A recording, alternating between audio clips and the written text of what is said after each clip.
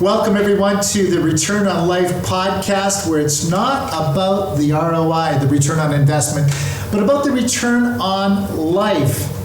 And today I have an amazing guest, Toni Singh. Toni's been in the real estate business for many, many years. She's got an incredible story. You're just going to love what Toni's going to share with us today. Not on just life, not on just real estate, but on personal development. And we're going to go deep today. Let me tell you, we're going to go super, super deep. So you got to stay tuned and listen in right to the very end. So welcome here. Welcome here, Toni. Thanks for having me, Randy. Yeah. Happy to be here. Awesome. So when you think of return on life, let's just start with that question. It's a big question. Well, it is a big question, but what comes to your mind? So what comes to my mind is financial freedom, making decisions based 100% on freedom. So decisions coming from a place of abundance rather than making a decision on something because you're afraid or you're scared. That's a whole nother topic, but I would say return on life is spending time with loved ones or wherever it brings you joy to spend it, and having really special experiences that are aligned with who you are. Mind you, I don't really know what I'm talking about. I'm just speaking from the heart, so we'll see. Well, it's when we don't think we know what we're talking about is when we're really talking about something, because It comes from the heart. It comes from just the inner being and so forth. We're going to dance around that a little bit more, but maybe share a little bit about your background. Where did this whole thing of Toni start? So I was born and raised in Vancouver, and so I'm a local girl. When I did the whole university degree thing, and honestly, I have different thoughts on that too. I basically just went through the motions of going to get the degree because it was something to get, when you dangle the carrot, and it was what was expected. Expected? What do you mean by that? So the expectations, I have kids now too, so I'm trying to be, I'm sure I'll mess them up somehow. No, I'm just kidding. But I'm trying to be mindful of what is important to them and help them cultivate what they want to. So when I went to university, basically I went through the motions of doing that just because it was considered the next thing that you do after high school. And that was very much culturally ingrained, I think, coming from an Asian background, and also societally. In Vancouver, it's you want to get a good job, you then have to go to university, get your degree. So I went to Simon Fraser University. I got my BA, and then I thought, well, what do I do next? My major was in psychology. You can't do anything with psychology in forms of a practice unless you get a master's and then a PhD. So I lined myself up for that. I thought, okay, well, I guess I'm just going to go. I was literally sleeping through life. How higher and deeper. Yeah, I could. It's a good point. Yeah. So then I lined myself up for, okay, what would be expected of me if I was going to do a master's? But it wasn't coming from a place of heart. Does that make sense? It's just this is what you need to do now, because now you're kind of venturing into the real world. Get a real job. That's the old school, I feel, mentality. I think very differently today. So I ended up setting myself up for a master's in psych. In order to do that, you're required to complete a certain number of hours in a research lab. I chose clinical psychology because I liked all the biological sciences and psych stuff. And then I managed part of their clinical psych research lab. But while I was there, my parents had this discussion with me too. It was kind of what are you doing with life, Toni? What are you doing with life? And they weren't wrong, but because I was going through the motions and there was no real heart in it, it was just something that I thought was expected, there was no joy. So we're talking about return on life, right? But this is kind of where the start of that contrast, feeling that something was not right, started happening. So in managing the research lab, I found myself really loving the world of business, not the research. And so it was more so I was excited about how many participants we could have in the study given the grant. How would you maximize being able to target a larger sample size in order to have better data? And the questions were very different. So I ended up looking a bit more inwards, decided that it would be foolish of me to spend the money to go do the master's and the time when I really was not interested in it at all. And then I had the conversation with my parents, got into business, did the program at BCIT, the 9-month one. I don't think they offer it now, it's quite intense. Got licensed for real estate, and here we are. Wow, it's funny how the journey just keeps shifting and changing, and things shape where we end up. And you talk about, these questions that just kept coming up. It's really the questions that determine where we end up. It's the quality of question that we ask ourselves. Yeah. It's the quality of questions we ask others that really formulate and shape our journey. So it's interesting that you say that, because there was a point in time when if I would have continued on that route, my life would have looked completely different. It was kind of like going to a crossroads, right? And it actually would have been easier to continue doing that. So do something that you don't love, just because of the prestige that I and maybe my family had associated with that. Well, maybe you become a doctor. Isn't that nice? No joy there, though. And so when we talk about things like courage, like, have you ever had it happen where you need to make a decision on something? And we kind of talked about it at the beginning. The decision that you make must come from a place of courageousness and really be aligned with what you're setting out to achieve or who you want to become. If it's not, your life will look completely different. And also, you have to use that courage in order to make those decisions. So at that crossroads, I almost didn't do it. I was too afraid to have the conversation with my parents. But then I did, because I was just so unhappy. Wow. Curiosity is one thing, which you have to be curious enough to go and find and ask and do. But then it takes the courage. And that courage is the most important piece after you get curious. A lot of people forget about curiosity. They just tune curiosity out. Yeah. But for you to be curious enough to dig deeper and then have the courage to go and have those conversations and have the courage to do it yourself. Because I think a lot of people, they lack the courage to then go and do it. I still struggle with it sometimes, because I think that it's part of being human. Right? We have feelings about things. And sometimes, if you're going to go in a new direction, there's a bit of risk involved. But life is risk. You're born, you don't know how to crawl, you don't know how to walk, you don't know how to talk, and somehow you make it through. But I think we forget that. And then it's like you come into adulthood, and you're expected to know how to do life. Nobody knows how to do life. Yeah. So that's, I'm just enjoying every moment. Hopefully your listeners get something out of it. Yes, I'm sure they are. The interesting thing, and I'm just a granddad and grandpa for the first time 3 weeks ago. Yes, congratulations. And something that's come so clear to me as I'm holding little Micah. He's so pure, so innocent, and there isn't I could get emotional thinking about it. He's beautiful. There's not a bad bone, a bad thought in this little creature. Yet it's all the external things that will enter him that will start to make him who he is. Or create pressure, and it might not even be on purpose. Exactly. And we go through life with all these external things coming at us and hitting us and pushing us this direction and that direction, and then find the courage to stay on course and not be But pushed. what is on course, right? Right. Yeah. So we need to is ask on them course? what is on course. I've been doing a bit more work. I'm still actively selling in real estate. I'm the team lead. I have my own team.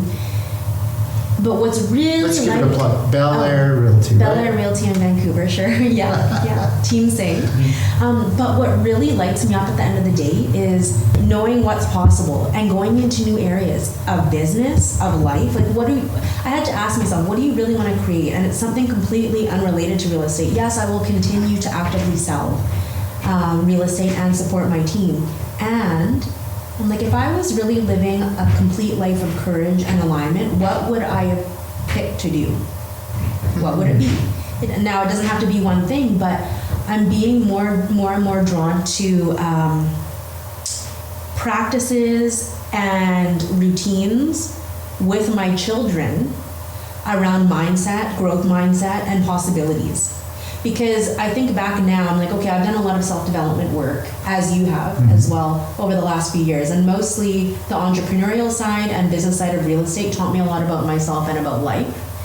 But it would have been so much easier if I had these skills from the get-go. So I'm interested in doing things with that. That will be another, I'll keep you posted. Skills, mindset, strategy, knowing who you are, being comfortable with who you are, really important. Forgiving yourself for things. Like I'm sure there's so many times in my life I go, oh, and I have to learn to forgive myself for that moment or those things, or not being in the right place at the right time for family or whatever it may be. But you couldn't. Logically, that's not possible. Yeah, and also knowing that we're meant to change all the time, so you don't have to stay static. The only constant thing is change. We're always evolving, always changing. So I don't know, over the years, and I have a lot to learn, I think, because I just actually turned 40. So it's a new decade for me, and I'm seeing how many more things that I need to improve, that I want to, I don't need to, I want to improve on. I want to learn, I want to bring into my existence and immediate experience. And it's not all business related, and that's why I think it relates to your podcast, right? Return on life. Right. Yeah. So you talk about change though. Yeah. And a lot of people say, yeah, I can handle change, but then they struggle with change. And you say, well, life is always changing. We need to evolve and just I flow with it. struggled with change before too. Before or now? Or why not now? I hesitate because, okay, I'll share this with the audience. In my deepest, darkest hours, because we all have them, I've come to embrace that it's for a reason. And who you are in those times, like, that's really important to know. Because when the times are tough, and again, we will all have them. If you haven't already, you probably will in the future, and you'll be able to get through it. But I embrace it now because normally once you get over the hump, from my experience at least, something bigger, better, and brighter is on the other side of it. And so now, whenever there's struggle or there's something's changed, I'm like, oh, this will be interesting. I wonder what's going to happen. Yeah, I embrace change. I think change is really special. There's special moments that happen. Like Micah. But even horrible things that happen that force you to change because you learn so much about yourself and you come out the other side and there's something special. I call it an upgrade moment. Yeah, I love that. Upgrade moment. There's an upgrade moment waiting on the other side because you're just so much, you understand that situation more clearly, you have more clarity. Yeah. And so you can upgrade that next moment that's going to come. So I think humans are creatures of habit. We like habit. We have routine. We eat at certain points during the day, possibly.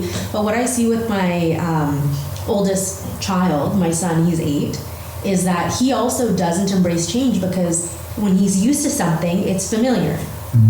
And I'm trying to get him to embrace, okay, it's like familiar, but if you always expect the same thing, you always get the exact same results. There's no way for you to continue to grow and move ahead or take different directions. So we're working on that kind of stuff right now just for fun at home. But I'm seeing that there is a new way to integrate these strategies and support for at least it's working with my kids, so we'll see. Every child's different.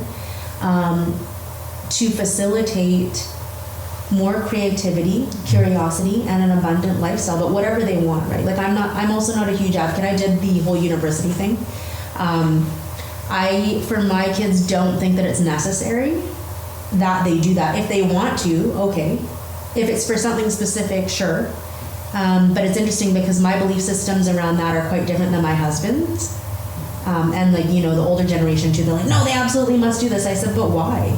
I mean, you're basically, yeah.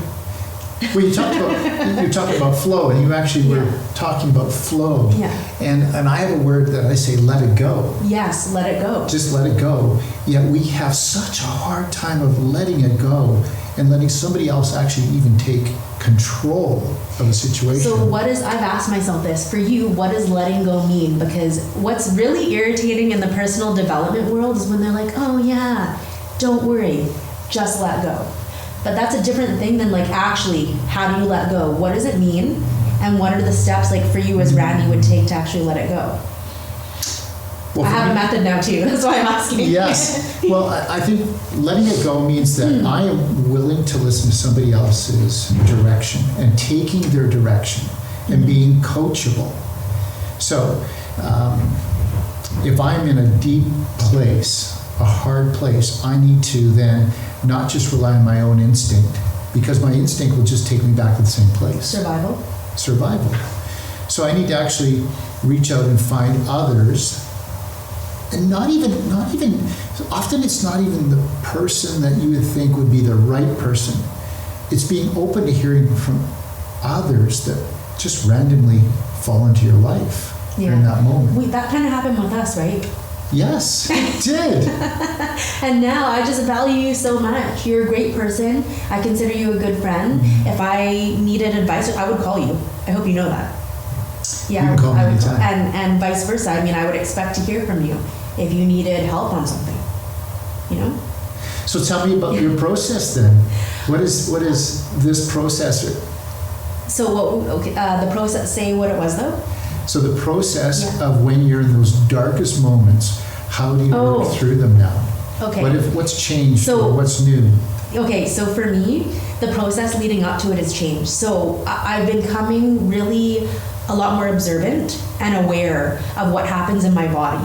It sounds weird because before, so I'm the type of person where I would always be able to push through, like it started from a very young age.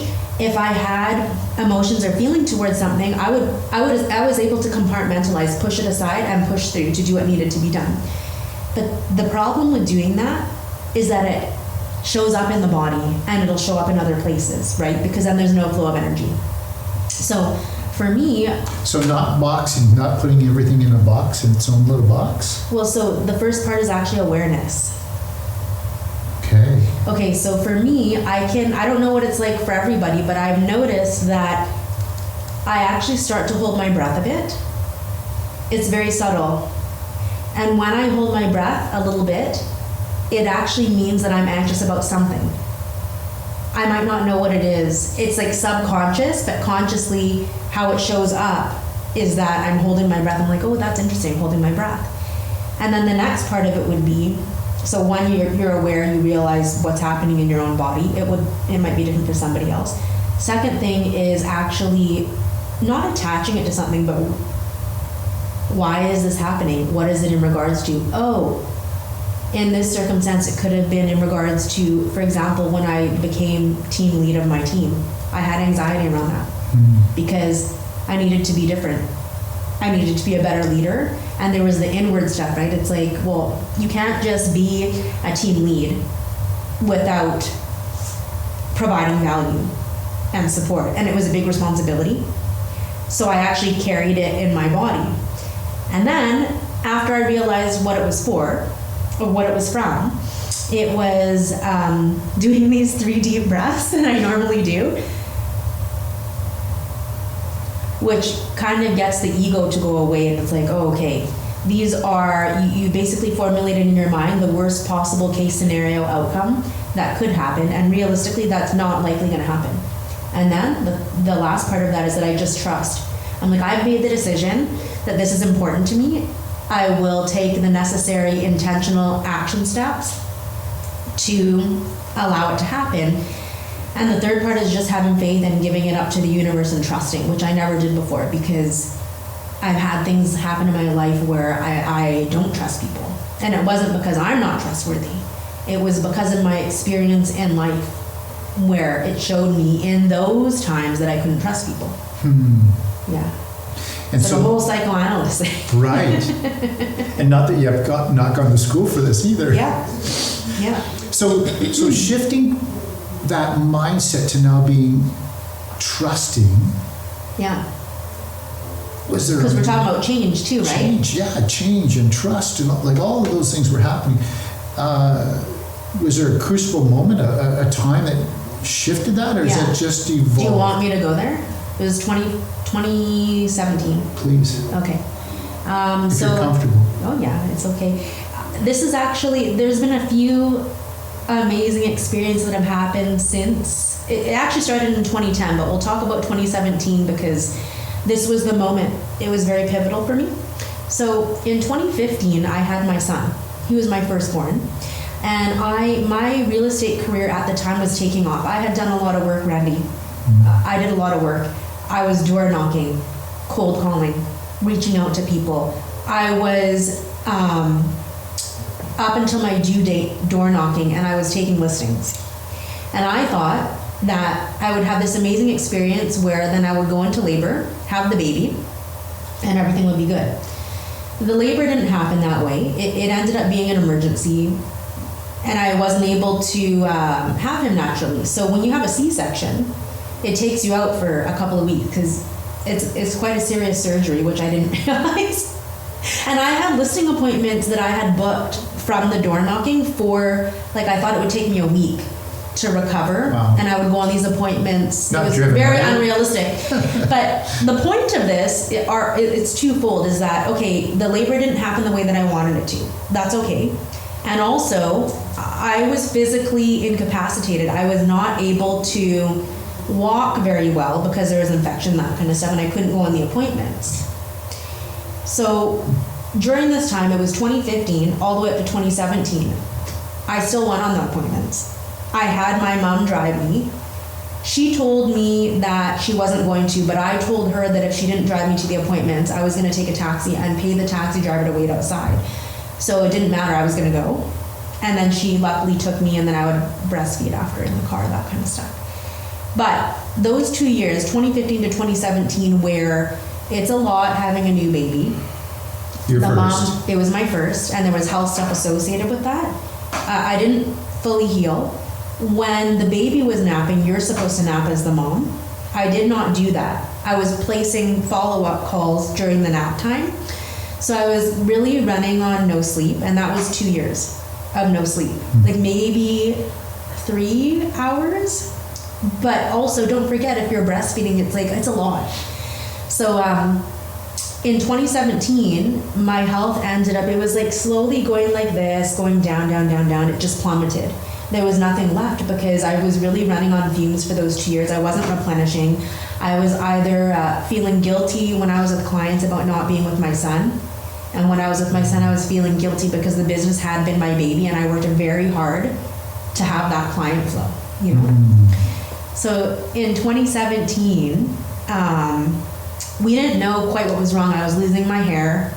My skin turned, gray, yellow color. I looked very ill, but I wasn't aware. It was still like, I still have things to do, still want to make money, so return on investment, support the family, that kind of thing. And then it got to the point where I was actually so sick that my body was shutting down. I had anaphylaxis every month. I was in the hospital because I was reacting to all of these weird things. And it was just my body saying, no, stop, rest. You've treated yourself really badly for those 2 years. So I ended up getting a diagnosis on that. And then the treatments were laborious. And sometimes when you're in treatment for things, it can actually make you feel worse. Like you already feel really bad. Right. But I mean, I actually felt like I was going to die. It was 6 days a week, like the IV therapies, all that kind of stuff. But then I had this moment where my son was 2 at the time, and they're just so bright, but I actually couldn't look after him because when I was in the treatment, sometimes I would pass out or something, right? So I couldn't be left alone with him. And I was still selling real estate. And I didn't have a team at the time because it was only me. If you don't have a team, you're the team. You're doing it. And then I remember this one time I was in my car driving to the IV appointments, And I never grew up with faith of any kind, so I grew up atheist. But I was so over it and so done that I just said out loud, I'm like, I need help. Can you please help me? Not an idea of who I was even talking to. But I was tired because I couldn't get up off the washroom floor. I could only drive myself to these appointments, stay there for 7-8 hours, go home. Sometimes I'd negotiate on the phone. And for the first time ever, I had asked for the help, not knowing from where. I'm like, I just have to trust that it's going to happen. And I started saying no to certain clients and prioritizing my health because I literally couldn't do it. And so that was but this is important because my parents were watching me and my husband was watching me, and my son actually, I hope that it's not because of this, but he has a fear of death and stuff now. I hope that it's not from that. But it was interesting because when I look back on that experience, it was literally the best thing that could have happened for me. The treatments lasted almost a year and I relapsed once. So it's been okay since then, but what would have happened if I kept going that way? Wow. I don't know. You know, we've had a lot of deep conversations on Return on Life. I don't think I told you about that ever. No, you didn't. No. But listeners, I mean, if you get anything out of this podcast, this is it. This is really what Return on Life is about. It's not about chasing the dollar all the time. And in so many things, I mean, what you went through, it was good experience. Unbelievable. Yeah, but also it was of my own making too, right? I hadn't realized that. So I was so focused, and this is why we probably get along so well, because I don't do anything ever for the money or for currency of money. It's important, and I do like money, but I will not make decisions based on that ever. If something's out of line with if something is out of line with my principles and what is important to me, and sure, I actually had this happen last year. I won't give a lot of details for privacy and that kind of stuff, but I had the ability to make $75,000 one transaction, and I said no. It's not like I couldn't have used that money. I'm supporting a family of 4. But what they asked me to do was not in line with at all who I am. No. And what was funny is I said no to that, and I sent them, positive energy to hope that it worked out for them. I just didn't want to be a part of it. But then what was really funny is that clients kept popping up to replace the $75,000 from that one. But it was not in alignment with, again, who I am. And it happened naturally on its own from other places.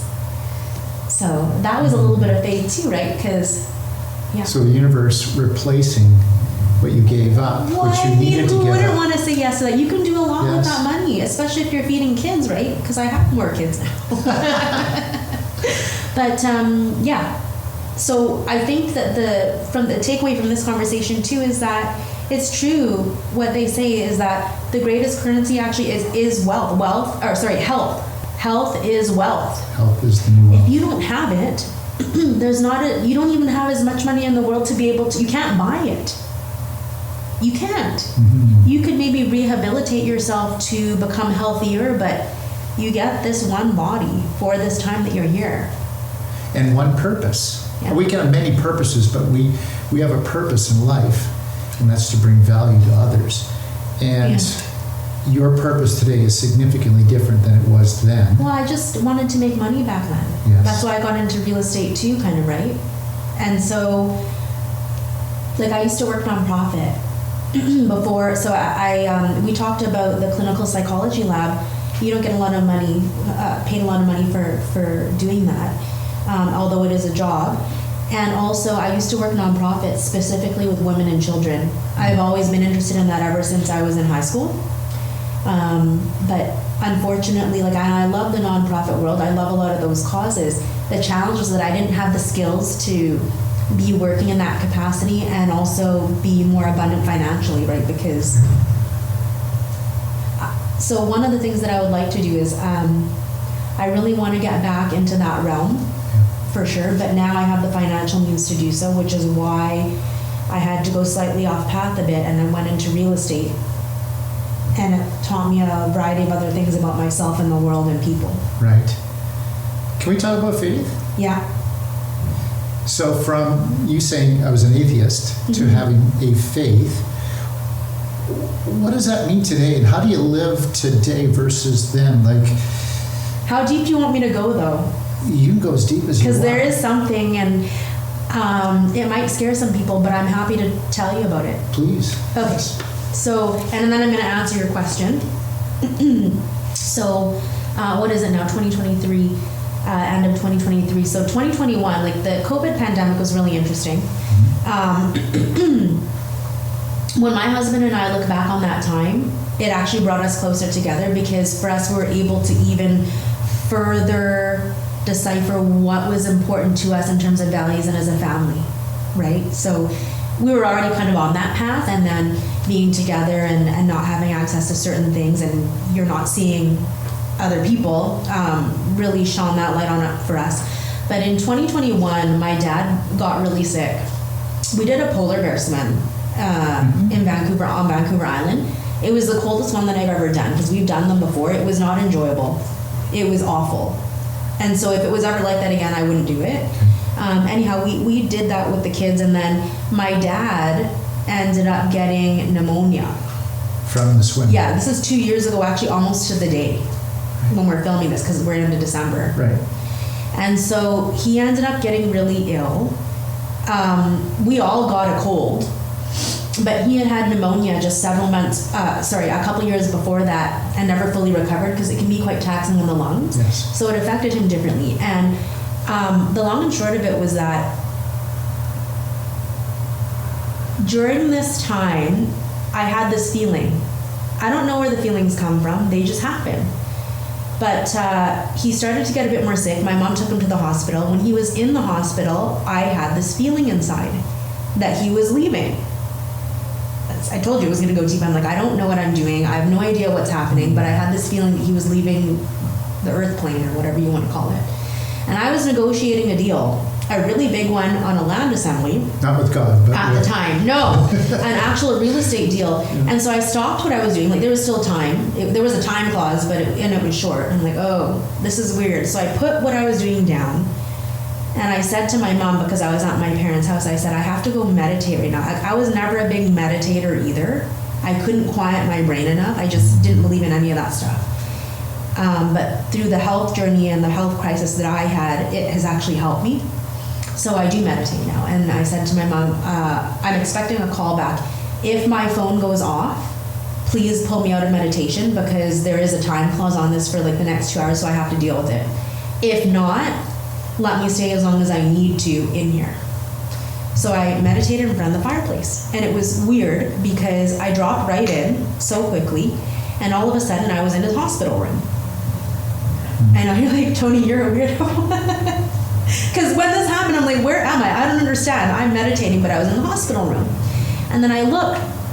I'm like looking at a garbage in the hospital room. I look to the right, and my dad's in the bed, and he's surrounded by these 3 tall golden light figures. Now, again, I grew up atheist. Haven't really believed in anything. I've just started trusting my intuition and the universe and things. Like, why things happen, I don't know, but things happen for a reason. And so they let me approach the bed. And it was weird, because in my heart, I knew that he was going to leave. But it wasn't actually like I was in my mind. I was observing things, and I had a knowing in my gut and in my heart. Heart knew he was going to leave. And in my gut, I'm like, I have no idea how to make sense of this situation at all. I don't know what's happening. But I approached the bed, and I had said, and I did say this on our podcast one time, because I was quite vulnerable after. I said, it's my express wish that you decide to stay here with us a while longer, and I understand if it interferes with any soul contracts, if you cannot. And I'll let you go now. You have to figure it out, because I knew he was going to. But I didn't even know what soul contracts were. This came from me, and when I came out of meditation later, I'm like, what the heck is a soul contract? So anyhow, right after that happened, I guess I was no longer there, and I was in front of the fireplace again in physical body, but I guess the whole time I was crying because my body had tears all down my face. And I'm like, that was the weirdest thing ever. So I was quite freaked out by that. It wasn't actually something that was embraced. I was terrified at what I had seen and what had happened. And I didn't know how to make sense of it because no one in my personal realm also had ever shared those experiences. And then I got a call from the doctor at the hospital saying that he was dying and they had to basically put him on a ventilator. They were going to do it now. There was no time. They let me know if he survived. So, to answer your question about faith, and this is one example, I've had other things happen since then, but this was paramount for me because all of the things in the last 10 years leading up to this point, which was 2 years ago, there were breadcrumbs along the way, but I chose not to see it. Or even that day in my car when I said, help me, and I don't know who I'm talking to, but things did improve after that. I actually ended up slowly getting better. The treatment was a year, but there was improvement. So I think, I know that there is something higher, or not higher, I don't like that term, but something else out there where there's a purpose, for sure. I think that we're all actually in this together and we're meant to contribute collectively. And above all, I prioritize the following. It would be love, kindness, joy, and collaboration. So forgiveness for my, but that was the thing, is that I easily forgive others. In the past, I've been more hard on myself, so not able to forgive myself. Mm-hmm. And now it's just such a relief because it's like, oh yeah, I forgive myself. How would I have known that? That's just crazy. Why would I put that on myself? That I would feel guilty about that because there was no way I could have known. So I hope that answers your question. I know that there was a long story with that, but absolutely 100%. In my being and soul, I know that there is a higher presence. So people call it God, other thing, and yeah. What are your thoughts? Well, there's a spirit world, no doubt. Yeah. And the spirit world, I'm a Christian, so my belief is in God and Jesus Christ. Yeah, I believe in God now, and people call God different things, so that's a thing. So true. I think it's actually all the same thing. So, we have a different version of God. My God is the Holy Bible. It's God, the Creator.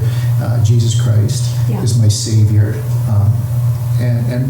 But there is that being, and I think when we all understand that, it significantly changes how we see life. Yeah. The day, we see each other differently. It's a lot easier though. Oh, it's so much easier. And business is easier too. It's so much easier.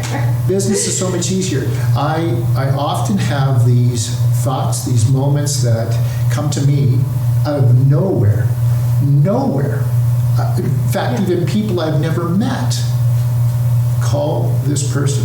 Yeah, me too. And I listen to it now. Oh, I guess I have to do that. And it becomes something special.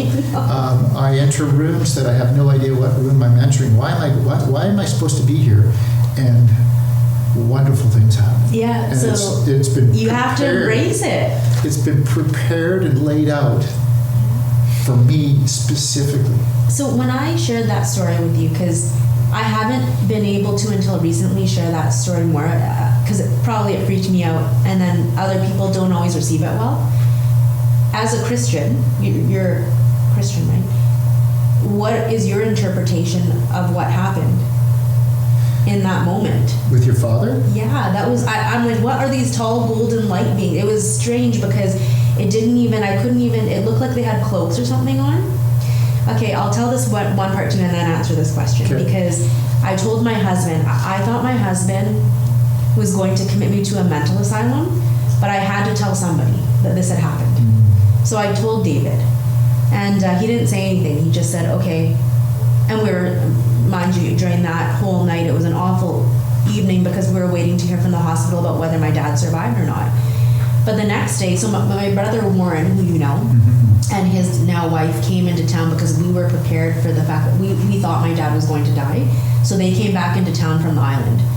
And we're sitting at the dinner table, just kind of being together. And then my husband said, "Can you tell me about those 3 golden light beings that you saw again?" So I described them the same way because it's forever ingrained in my memory now. I can't get rid of it. And he said, "Oh, that's so interesting." I'm like, "What?" He said, about a few months ago, I was online looking at something else, and it was strange because I was on YouTube. It took me to this near-death experience documentary or something, and I wasn't searching for it, but it was so interesting. I decided to see what it was about, and then I scrolled through the comments, and there was hundreds and hundreds and hundreds of comments.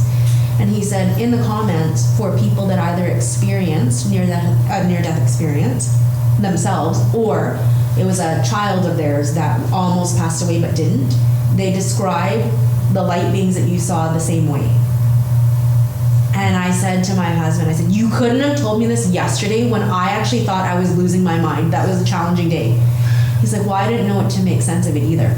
So what do you think that it is? You're a Christian. Is it scary to hear that, or is it just like normal? I think it's comforting. It's comforting to me too now, but It's comforting. I don't know if I have an opinion on what those 3 light beings were or beings were, but I've experienced moments where I've had light in my life come in, and I've been meditating, praying, and just the room's filled with light. yeah, I have too now too. I've been in moments where I've almost died. Really? You've never shared that with me. Have you shared that on the podcast? Let's go there. Well, I broke my neck when I was 14. Okay, wait, no, you did tell me that. You did tell me And that. so, that was a really painful, traumatic moment at 14. But it's really where I found the purpose in my life in a way. Didn't understand it all at 14. Yeah, I still don't understand it all, and I'm 40. Yeah.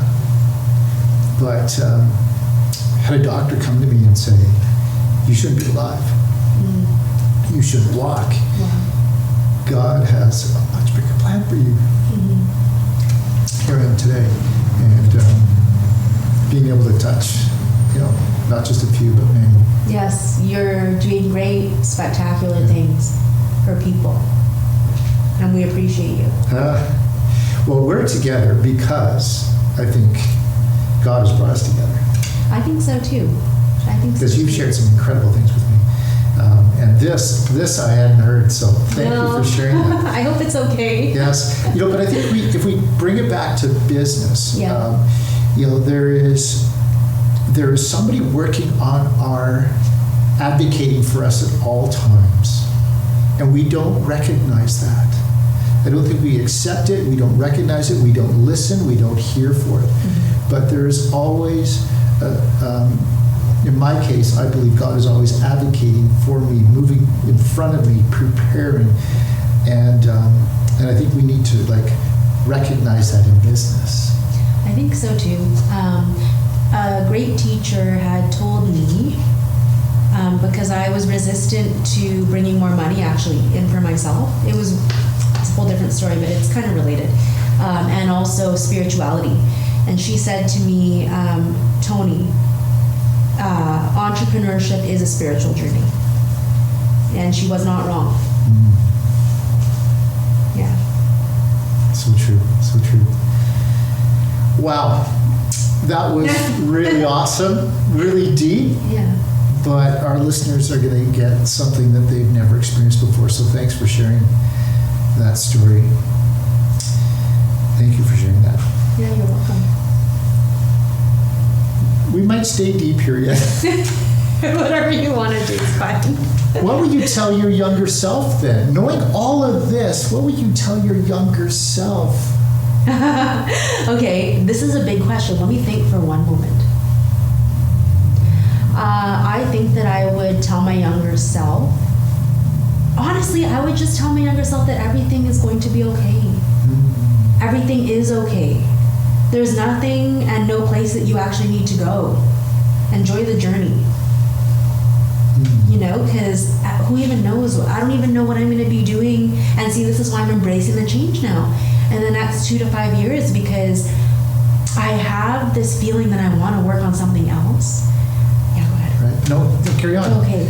I'm really excited to ask the next question, but yes. No, it's okay. No, I'm excited about it because if we're looking at true alignment, right, and we talked about that before, like, well, how do you know you're aligned? So for me, it's a feeling, and I'm quite certain that it has to do with helping my kids, cultivating a higher consciousness mindset with children, and also healing in some way, shape, or form. Right. I know that that's what it is, but I don't know how it's going to execute. So that's kind of one of the fun things. And then when we look back in a few years at this conversation, we'll see what actually happened. So gifts and superpowers, they can change a little bit, or we can gain new gifts, new superpowers along the way. I was listening to Ed Milet's podcast. Great podcast. Okay, I'll check that Today out. he had Jim Quick on. And I know Jim Quick. Like the brain guy. Yes. And he was on, it's awesome, I love awesome, his awesome. story. But he talked about his superpower of allowing him to be small. So Jim's story is he had a brain injury, and he was always pushed back in the corner. And not able to learn, right? He couldn't learn the same way as other people. That's right. And here he is, the Spectacular. genius at understanding how to learn and memorize things and that. But he talked about his superpower of allowing himself to be small because he was so uncomfortable when he was younger because of his brain injury that he would just pull his stomach in, get small, not breathe. Yet today that's his superpower in a different way. What is your greatest gift or one of your superpowers that maybe was something that wasn't so special and you kind of like, oh, but today it's really incredible for you? I would say it's my emotional intelligence and psychic gifts so I had them as a child. It made me weird. People get afraid of that. It made you weird in your own mind, or others thought you were weird? So there was this one instance actually where I was, I was a bit of a different kid. I asked different questions too, so I was kind of on my own a lot. I did have friends, but I mean like when I was really young, 3 to 5, maybe 3 to 6, There was a family friend that was actually secretly going through a divorce, but I can read and feel energy, right? And it was really hard because I could tell that she was suffering so much, and it made me feel bad. So I had said to my mom or to this person, oh, it's okay, it's going to be okay. And she got scared because she hadn't told anybody what she was going through, but I could feel it. And so she didn't actually tell us this until I became an adult. But I knew that because I can feel, she retreated. So back then I think it made me weird. It also was overwhelming. And that's one of the reasons why I had to shut off feeling. Because one of the gifts of being empathic is that you can help people. And there's a difference between what somebody says and what they mean and what they're actually feeling. There are all these layers, right? So the superpower in that is like, okay, it can be overwhelming if you feel too much because it's not actually your emotions, it's from somebody else. The superpower and the gift in there is that I really truly can help people. I've also been able to help clients as well. And it's not an overstep, it's just like, I'll help you navigate through it, and they come to the conclusion on their own. But it's truly a gift I'm really grateful for, and this is the first time I've ever admitted that now. Wow. Thank you. Wow. Thank you.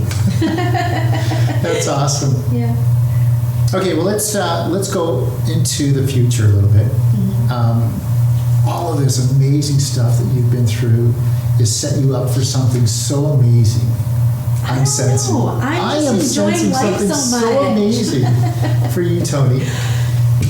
What do you think that is in the next 1, 3, 5 years? I don't rightly know what it is, Randy, but I'll say this. I want to give back.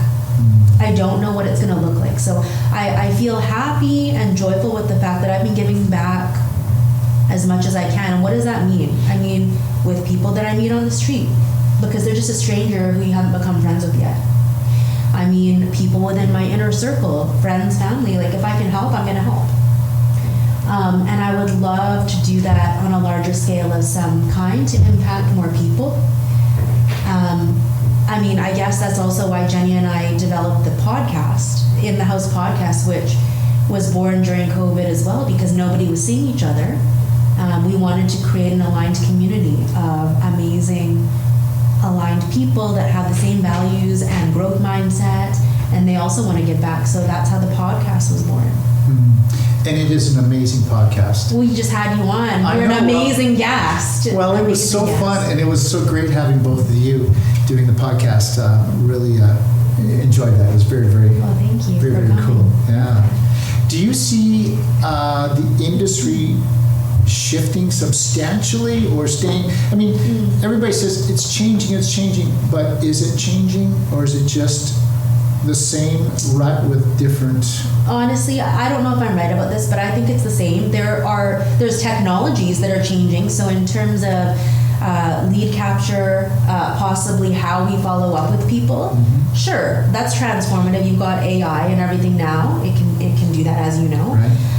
But I still am a firm believer that there are people that crave human interaction. There's a specific skill set that both you and I have developed over our many years in real estate. You can't easily replicate that, I don't think, right now through AI programming yet. Quite, right? Like HI, human intelligence, beats AI in most things at this point still. But there's things that happen during a negotiation, right, where you need to be able to navigate through. So there's no one cut and dry answer for how to deal with things. And so in terms of us as needed in the industry, I think that the true professionals and people that have good hearts are who are going to flourish. That's what I think. And so, I don't know if that's kind of... I believe you're right there, too. I think there's going to be less realtors. Yeah. There's going to be realtors that are going to earn potentially more money, and so the haves and the have-nots, there'll be a bigger gap when it comes to real estate agents. Yeah. And I think the consumer is going to be wiser. And that's a good thing. In choosing who they work with. It's better if they're educated to make, they know enough to make an educated decision. That's what we help clients with too. It's not that we want them to trust blindly, because why would you and why should you? Their AI is going to tell them who to work with. I better actually get on the AI bandwagon then. I think it's your AI is going to be talking to the consumer's AI, and they're going to put the two of you together. That's fine. Yeah. No, we have a really bright future in the industry. It's obviously changing and shifting, but change happens, and we just have to embrace it and not light our hair on fire and go, oh no, but just embrace it. Yeah. So. I'm looking forward to the future. I'm excited to see what other things you come out with as well. And I'm excited, I'm going to put this out there too, for a collaboration at some point. We don't know where we're going to end up. Which is why we're here. Yeah. It's all about collaboration. Yeah. We're all better together. Yeah, I think so. Fantastic. Okay, bit of a speed round. We'll finish it off with some speed round. So, fine dining, Uber Eats, takeout, or home cooked meal? Home cooked meal. Home cooked meal. And what would that home cooked meal be like? It would probably be a steak, because my son likes red meat. 3 different vegetables because we need that for nourishment, and a simple rice or quinoa because my kids need carbs. Okay. Yeah. Audible or book? I prefer book when I have lots of time. That's like my special place. But as a busy real estate professional, Audible because I'm commuting and it's the only way to get that other information in. But favorite pastime would be a book. Right. When you're reading a book, do you take notes? Do you do anything special with that? I used to, but now I've come to realize that my favorite books I read more than once. So I've loved Og Mandino's Greatest Salesman in the World, or Salesperson in the World. Great book, because kind of what we're talking about too, right? It's not just about making the money. There are all these other things, and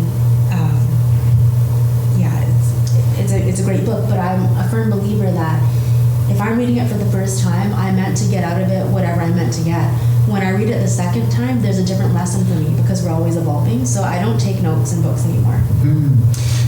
this is what I do with the book. Tell me. Is I'll read, and when I find a page or a paragraph I just need to remember, I'll circle it or put a star behind it. Then I'll go to the front page of the book and write the page number. And so I can go through the book later on and just go to those important pages.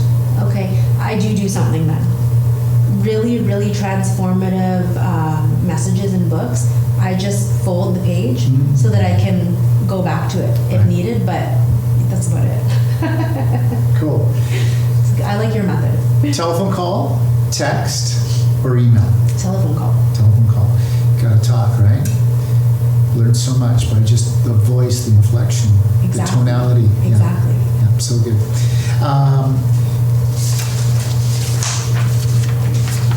Band or genre? Oh, you want me to answer? Which one Yeah, I your like? favorite band or your favorite genre? Classical. Classical. Wow. Yeah. Okay. How about voice? Classical voice as well? No, I like I'm a big fan of Bach and the orchestra ones. I like listening to that while I'm working now. Yeah. It opens up your mind. It does, yeah. Beautiful. Okay, last question, trick question. Sure. If you were a scratch and sniff sticker, Oh. so if you're a scratch and sniff sticker and I scratched your arm, what would I smell? I'm gonna say watermelon. Watermelon. I don't know why. I'm thinking because when I think of watermelon, it reminds me of my childhood, which I would say was pretty great. There's a lot of happy memories there, and I feel as though the smell's kind of like bright, light, and fun. I love it, and I love watermelon too. Yeah. My mom used to make a really cool meal, a Mennonite meal called What is it? Watermelon and Rollkuchen. What is that? Rollkuchen is a biscuit, a deep fried, salty biscuit. Oh. And you eat the watermelon with the Rollkuchen. I've never tried that, but that actually sounds like it could work. You can substitute like a taco chip. Or It's like- sour cream and onion chip kind of works too. Interesting. But it's a really neat cross of I'm gonna flavors. try that this summer. I've never tried that. Maybe the chip with like the watermelon. I have the recipe too. Okay, I'll try it. So it's good. Well, Toni, thank you for being on the Return to Life podcast. What an amazing conversation. I learned so much more about you. I have so much more respect Oh, really? for you. Oh my goodness. So thank you, viewers, for watching. You just were treated with so much value today. Thank you, Toni Singh, for joining us today. Thank you. Thanks for having me. You're welcome. Thank you.